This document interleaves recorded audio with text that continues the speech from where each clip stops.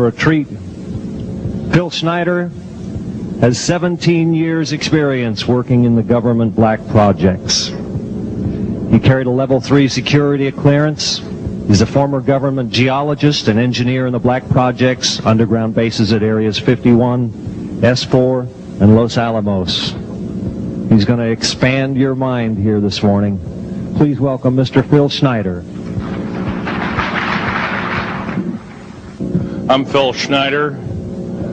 I spent 17 years in black budget programs, government geologist, as engineer, structural engineer with aerospace applications, self-taught metallurgist, became kind of famous in my own right. I basically would have a set of notes here, but they're unavailable in all this melee. Up here I have different artifacts explaining some of them are alien metals that have been produced both on this planet and the confines of outer space that are now used in all stealth aircraft. All stealth aircraft, for instance, all black jets, what you're seeing of black helicopters and the like, the skins and the coatings and the residues that are used predominantly in the aircraft themselves, in the airframes and the rotor blades and the fans, and in some cases in submarines, special titanium hulls in the Phoenix class submarines now. All this has come from alien technology. 1947 is what the public has been told. Something crashed in the backyard in New Mexico, a place called Roswell, New Mexico. Unfortunately, that's what the public's been told. The military's known about the alien question for the better part of 70 years, and they first saw their glimpse of what was going on as early as 1909 in the American Southwest. Now, Army cavalry evidently were chasing some bandits, and they entered this cave. They were holed up in a cave, and what they found in there was flying discs and little gray guys and all kinds of weird things, and they didn't know how to explain that, and they wrote them down as best they could, and it's been in secret archives ever since. This down by the Truth or Consequences area of New Mexico. Well, the alien thing is more than just what I'd call a non-visible threat. We on the surface, first of all information dealing with alien or alien reproduced technology or alien reproduced vehicles or any other kinds of things well hidden from the American public. Our black budget, for instance, garners $1.023 trillion every 2 years. It's over $500 billion a year.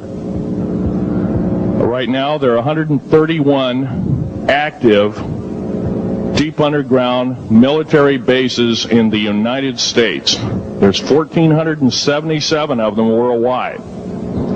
Each one has an average cost of $17 to $19 billion.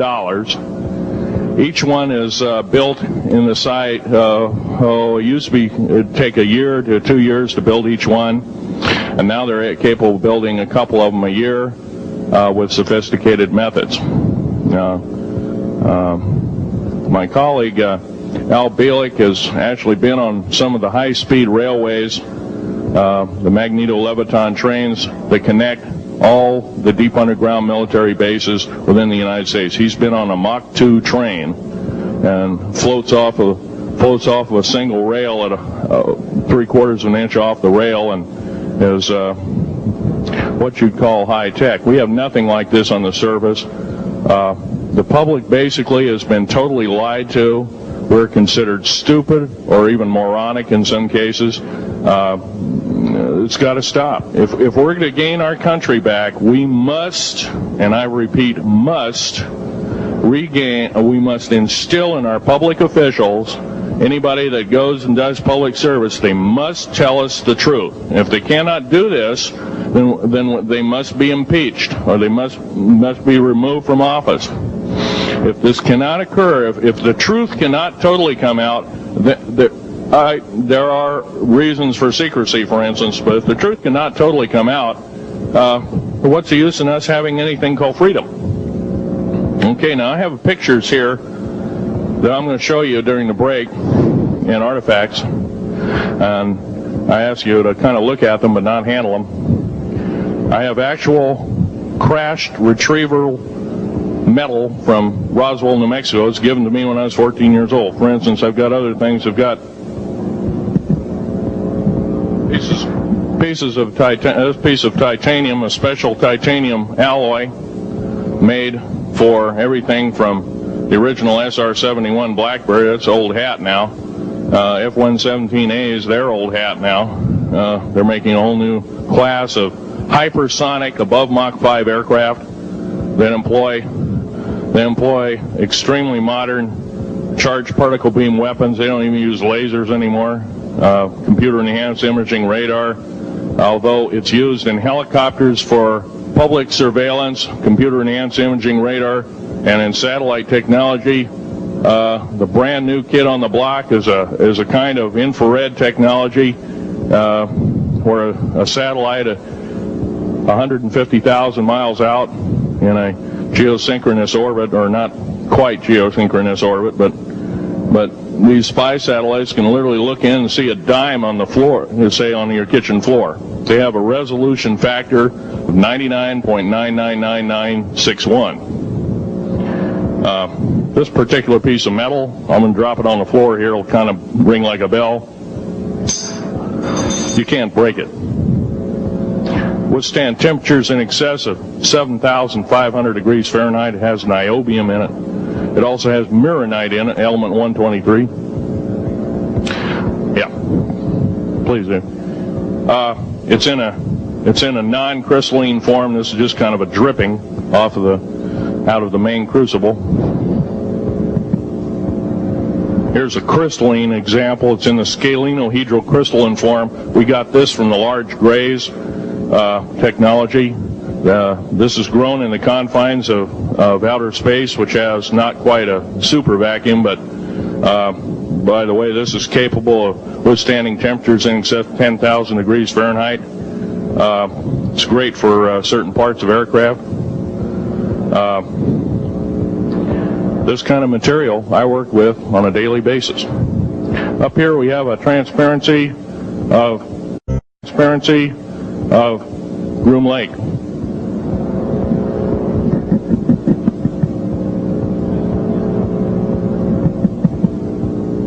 Groom Lake is where the infamous Area 51, S4, S2, a CIA base, it was originally a bombing range, a nuclear test site. It was later become the most secret base in the United States.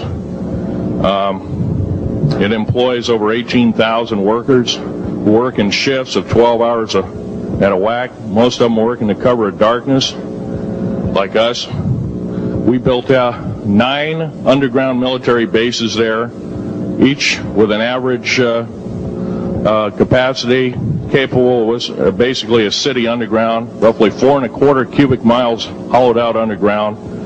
They have boring machines, for instance. They don't bore, they literally vitrify and melt the rock, deflagrate the rock. It's a very sophisticated laser melting and deflagrating system. It reduces the rock to a powder and then melts the remaining rock as a coating on the inside of the base, so you don't have to use gunite cements and other kinds of things like that. That's all old hat now. Technology is just basically the new technology we get is the old hat of the military. I'm going to be real brief about it. I carried a level 1 security clearance, the Rhyolite 38 factor. There are very few of us. There's nobody except myself, to my knowledge, talking like this. Nobody. I'm breaking the law. I'm breaking world as well as federal law. I'm coming out and even talking about this to a group of people. I love my country more than I love my life. 2 weeks ago, I was shot in the shoulder.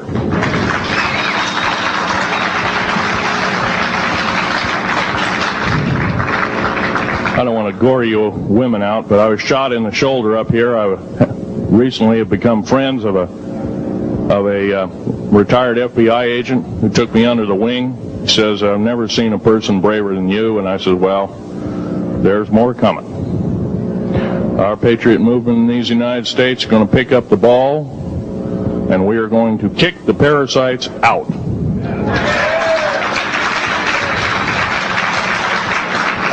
First of all, George Washington and Thomas Jefferson, a few other founding fathers, Patrick Henry to mention a few, all had visions that these United States is going to live 700 years from where they were standing, and that was somewhere around the late 1700s, early 1800s. So you can count this country isn't going to go to a new world order.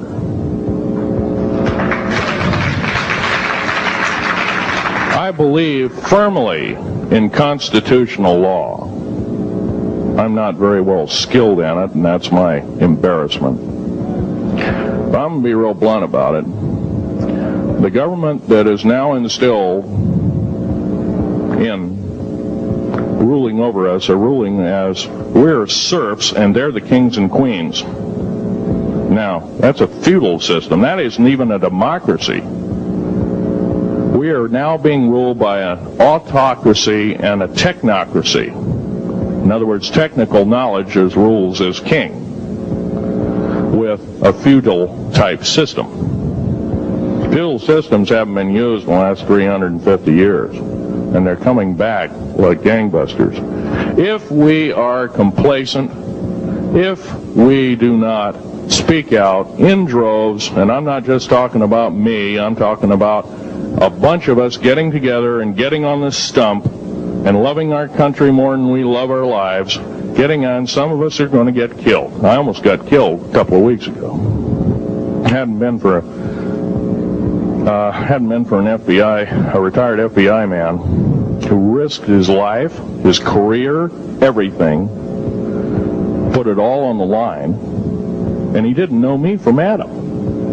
A week prior to that, he listened to one of my tapes I gave up in Post Falls, Idaho, and I'm going to be very blunt about. He said that we need a lot more of you, but unfortunately we're not getting anybody. Well, I'm not the best speaker in the world, but I'm trying to relay to you that we need to get out and seriously get the message out. These shows are great. This hall should be absolutely packed, standing room only, and we should be getting the message out to as many people as we can with as many shows as is it possibly to reach. The many is the public. We ought to get on talk shows. We've got to get on news shows and TV shows, and we have to really get the message out. And I think we're doing it, but it's a little bit slow in the first part. That's just that part of what I want to say. In working with the black projects, I was very loyal. I was picked because I was very strong mentally. There's a bunch of us that were picked because we don't crack under pressure. We don't freak under pressure, so to speak. Everyday events don't bother us. Now, I was involved in something very controversial, almost totally unbelievable to most of you. Some of you are religious people. I think all religions have a time and a place, and they definitely have a place in America. Now, another thing I want to reach to you is that during the unbelievable part, I was involved in building another base inside of Dulce, New Mexico, which is Los Alamos Laboratory. It's a biological laboratory. On the southwest part of the Archuleta Mesa, we built an underground facility, a better part of 3 cubic miles hollowed out underground. Then to the southwest of that, we were in the process of the early stages of building. We drilled 4 large tunnel-like holes. Some of them ran 2.5 miles under the surface. Number of the original wells or drilling machines that were used were at the rate of 2 miles a day. It was fairly rapid. The equipment kept coming up broken. So we wanted to go down, we wanted to send somebody down there, a human observer, or human observers in this case, to find out what was going on. Well, to our total surprise, first of all, the government knew all about it. They didn't tell anybody. When I saw Green Beret and Black Beret people encamped inside of our geologist camp, I knew something was up, the gig was up. First of all, I knew all about the alien agenda. I'll explain that in a few minutes. The large alien grays had been encamped there for as best as believed possible about 400 or 500 years. Had been one of their internal bases. And we drilled holes right on top of it. All the stinking air, all the black sooty air came right out as soon as the first hole was sunk, and all this soot came up, and well, that's when all the hell broke loose, really, all started. Anyway, after we drilled all 4 holes, it took about 2 days to drill all 4 of them. And when you build an underground base, you drill 4 basic holes, and then you build called stopes or cross-member holes across, and then you use blasting equipment and special blasting equipment by the analyzation of the rock formation, and you literally blast out or tunnel out or deflagrate or melt rock out to build the large rooms that are required for this underground base. Well, in this process, I was lowered down the basket of one of these holes, and about from me to this elderly woman here in the front was sitting a 7-foot-tall alien gray. The stench was worse than the worst garbage can you can imagine. The person was or the entity was absolutely horrible. I didn't waste any time. I reached for my pistol. At that time, as an engineer, I didn't have time to carry all the folderol of one of these big submachine guns that all the sea spray and the yellow fruit and all the outer perimeter and inner perimeter security people carried. I carried a little Walther PPK pistol with a 9-shot clip. This is in late August of 1979. Now, you got a regular suit of clothes, you got a regular clothes on, plus you're in almost like a spacesuit environment, and you're reaching for a gun. It's not the easiest thing to do, and then to pop a clip in it and start shooting. And I killed 2 of them. Yes, they're mortal, and they do die. However, in the process, one of them did this. All I remember is that he just kind of waved his hand in front of his chest, and the next thing I know, this blue beam hit me and just literally opened me up like a fish, and burnt my fingers right off of me. And it was some form of electrical force, because the kind of like being hit by a lightning bolt burned all my toenails off of me. Completely crispy crittered my left foot, burnt the shoe right off of me. All I remember is the smoking remains, and I'm still conscious, but in and out of, I didn't remember much. And there was a Green Beret that was right behind me that risked his life. In fact, he died. But he risked his life. He shoved me back in the basket and hit the button and took me up. And I wouldn't be alive talking to you today if it wasn't for him. I'm forever indebted. He lost his life. 66 Secret Service agents, Green Berets, Black Berets, crack troops lost their lives because the government, our United States government, lied, did not tell us anything about the alien threat. There's a war underneath there, and I'm talking dead serious. It's been going on since that time. Since late August of 1979, our military, the Russian military, basically the militaries of the world, have been in constant conflict with the outer space alien. The small gray, the large gray, the reptilians, the whole thing. There are 11 distinct races of aliens. 2 are benevolent. 1 had to leave here in a hurry because their world is under attack, both on the surface as well as underground. There, the Pleiadians. They're familiar. Maybe some of you are familiar with that. Would some of you raise your hands who've heard of Billy Meyer and some of the, very good, about half the group. Well, Billy Meyer is one of these lucky people that they figured, well, he's kind of a simple type, we'll show him everything. Well, these are the benevolent aliens, and they've been here helping us. In fact, I have a picture, let me reach for it here.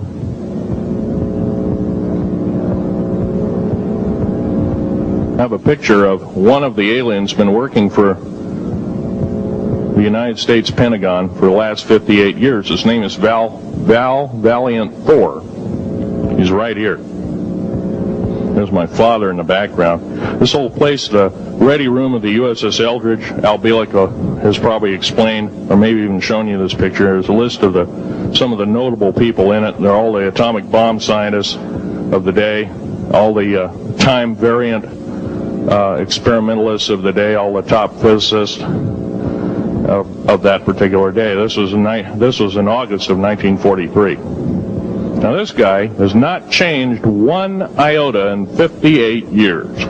Started work, he came here, crashed here or whatever, whether he's under duress or not. He started work for our U.S. Navy and military operations in 1937, either 37 or 38 is what I've been told.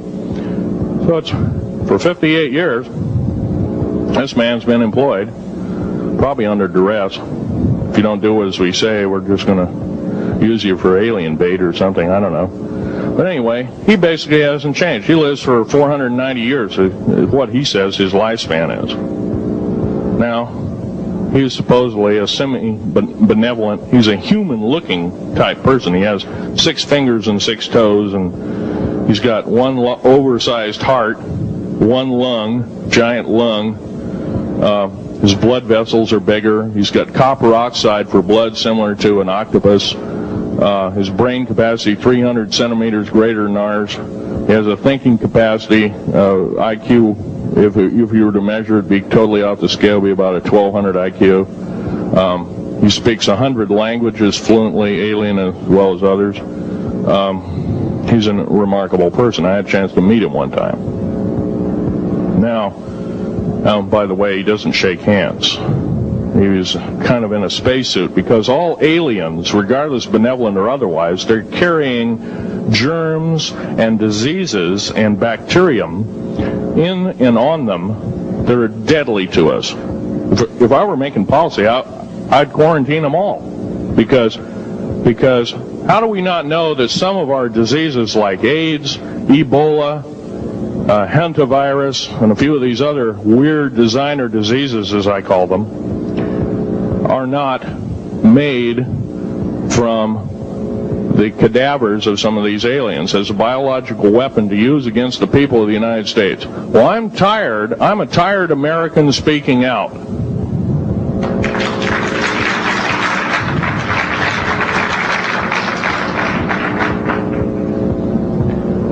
Now, what I'm telling you is kind of almost like a brain overload here. Back in 1946, we set off a number, actually 4 atomic bomb tests at Bikini Atoll. It's a group of islands in the South Pacific. I have an original photograph here with original language on the photograph that shows there is a large alien spaceship off a wingtip of a United States aircraft. It was a drone aircraft, right at the point where the bomb was beginning to show a neutron flash cloud. Here's the bomb going off. Here's the airplane tip here, and here is the alien spacecraft. Now, in 1947, questions later, please. In 1947, after Roswell debacle,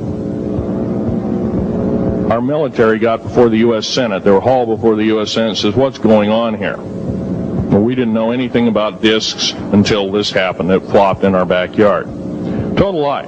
They lied to the U.S. Senate. They should have been prosecuted as traitors. Anybody lying to a United States Senator or House of Representative, any Senator or House of Representative, person, President of the United States, Vice President, any cabinet member lying to the American public is a traitor and should be dealt with in an appropriate fashion. This is actual proof, positive, that this occurred in 1946. Now, U.S. military knew all about flying discs, and flying disc technology is early, thoroughly early, as 1933. Of course, remember the Germans did too, the Nazi Germans, Hitler and all their bunch of people.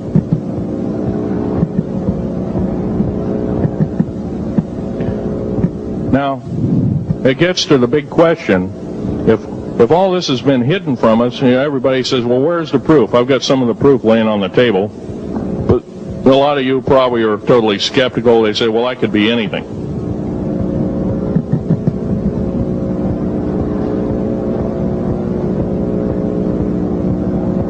In my hand here, I have a piece of what's called corbamite. It's the heaviest element in the world. Element 140. This piece of material weighs 15 ounces. It's 3.5 times the weight of uranium. It cannot be made to emit gamma rays. It cannot be isotoped. It is totally stable. It is used in all stealth aircraft and all Phoenix-class submarines. When combined with other alien elements, it is impregnable. It cannot be melted with charged particle beam weapon. When properly combined in secretive compounds, it can withstand temperatures in excess of 10 million degrees Fahrenheit. It is grown by aliens who have given a good...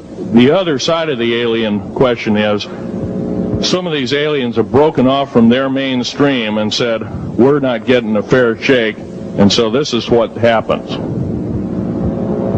And I'm talking about the alien grays. Some of them broken away. They're talk about not being popular. This particular piece of metal is an amazing piece of technology. It's capable of being grown in 15 different crystal systems. Now, I'm a geologist, and I, prior to 15 or 20 years ago, knew of only 6 crystal systems. There's actually 15, if you count all the alien metals. Now, this is only element 140. If you look at the local periodic table in your local library, it says 104. Somewhere down the line, we've been lied to, we've been cheated. What we have to do is we have to literally ask for the truth. If we cannot ask for the truth, we must demand the truth. We must take it before courts of law in common law systems, and we must demand it. If we cannot do this, our founding fathers told us the only thing left is to overthrow, to get the parasites out. I don't advocate overthrow, but it does look like this may be the only alternative.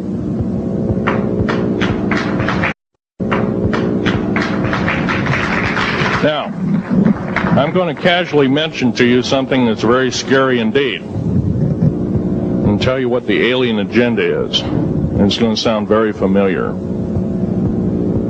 The alien agenda is the complete takeover of this planet, the killing off of 5/6 to 7/8 of the world's population by the year 2029. U.S. military has known about this for 45 years. They've told no one. As far as I know, I'm the only person standing before a crowd talking about the alien agenda, secretively. Okay. Back in 1954, I'll give you a quick overview. There was the created 1954 treaty where Eisenhower signed a pact with the known alien species of the time. There were 3 at the time. And said that we're going to deal in high technology, but you can take a few head of cattle and a few human beings and you can experiment on them. It's unthinkable. It's stuff straight out of the Nazi death camps, and I'm kidding you not, it's plain BS, and it's got to stop. Now, The agreed in 1954 treaty had been violated. After the great firefight, the alien-human war, I am the only living survivor talking about it worldwide at all. Only one. The other two are in nursing homes in Canada, and the Canadian government refuses to allow any U.S. people, including myself, to talk to them because they are afraid of kidnap. Probably the reason I got shot to pieces and 11 attempts on my life is I am a direct threat to the entire system. The New World Order, the alien agenda is one and the same. It's world takeover and the decimation of the population of this planet. Now, I'm going to tell you something a little bit different about the alien species. The bad news ones, there are 9 races of alien populations. To look at a human being as a bag of food. They're not cannibals. They don't eat the flesh and the bones and all that kind of stuff. They use the glandular secretions of animals and human beings as a mixture of the vitamins for their food. They get high off of our adrenal gland substances called adrenal chrome. It's something like cocaine to them. Now, what can we do about it? Right now, if we do nothing, we can do nothing about it, and it will continue to go on. Basically, we'll be led in the dark, and you'll keep seeing more and more people disappear. Right now, there's 100,000 children totally unaccountable through FBI archives, cannot be traced anywhere. They haven't been murdered. Nobody's ever seen them. I think they're hauled underneath in some of these bases, and they are summarily done away with, and they are literally eaten. Now, that is a scary thing indeed. And I'm not asking you to believe me in toto.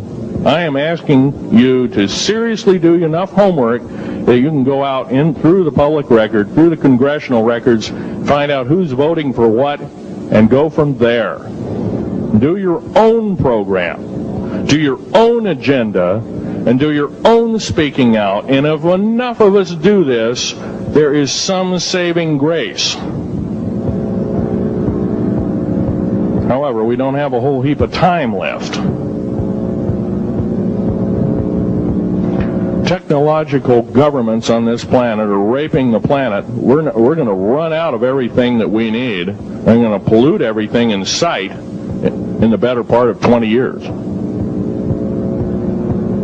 Now, I know you've heard some poppycock stories. Oh, we're going to run out of coal. We're going to run out of gasoline. We're going to run out of this, that, and the other. And 25 and 30 years ago, you heard all this hogwash. Well, don't believe it. Basically, anything you read in a paper, you should take with a grain of salt.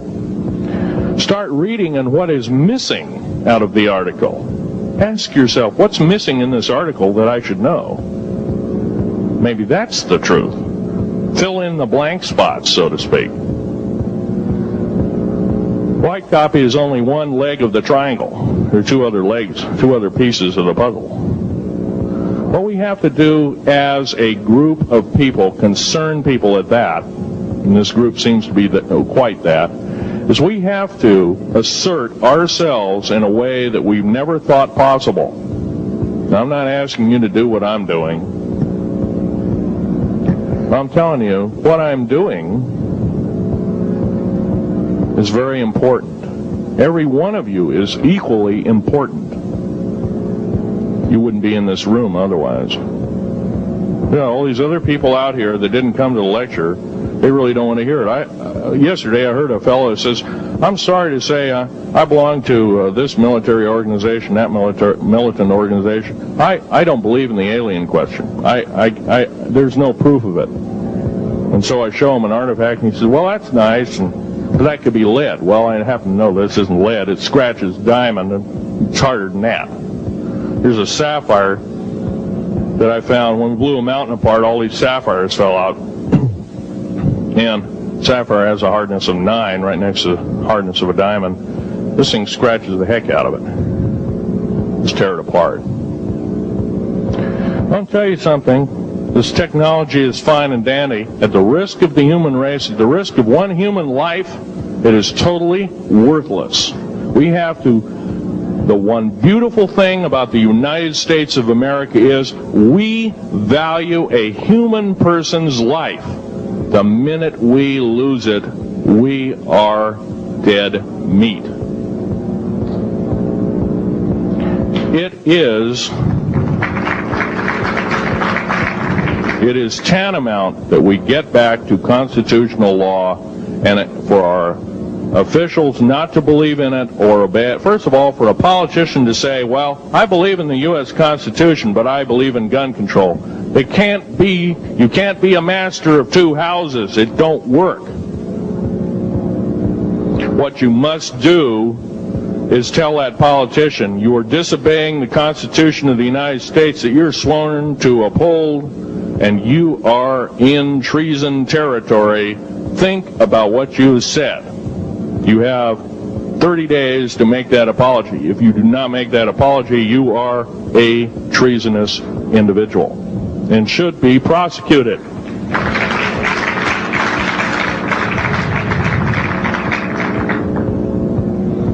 Now, there's a few other things I want to run by you, and they're kind of in rapid fire order.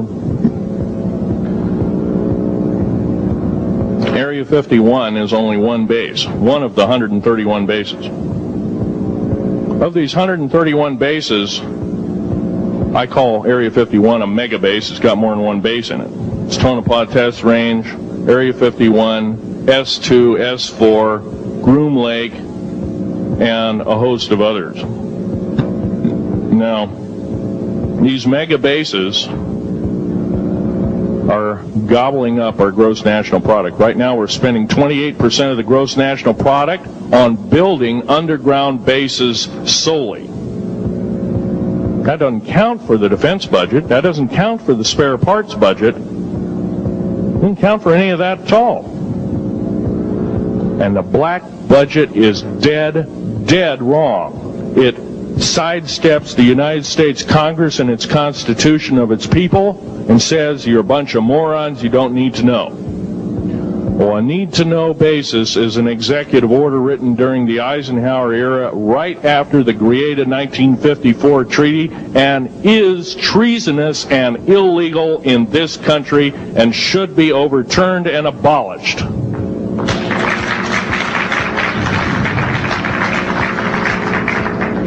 Now, I believe in military preparedness. I believe in military secrecy to some extent. Because there's always going to be spies out there, and there are always going to be people that want your hunk of territory, your house, or your ground, maybe even a country like that. Most of us remember what this crazy person in Russia, Zhirinovsky, had to say. We want Alaska back. Well, baby, you're not going to get Alaska back without a horrendous fight. Alaska is my land. I was born here in these United States. I have risked my life and limb for these United States, and I love my United States more than my life. And I will defend these United States against all foreign powers, foreign and domestic. Now, every one of you in this room have probably, to some extent, minor or major, done just that. And that is what this country needs. Patriots you are, patriots you are becoming, patriots and Constitution builders you must continue to be. Now, all this alien thing is fine, except now. All this alien thing is fine, except for one thing. Alien takeover is a serious threat.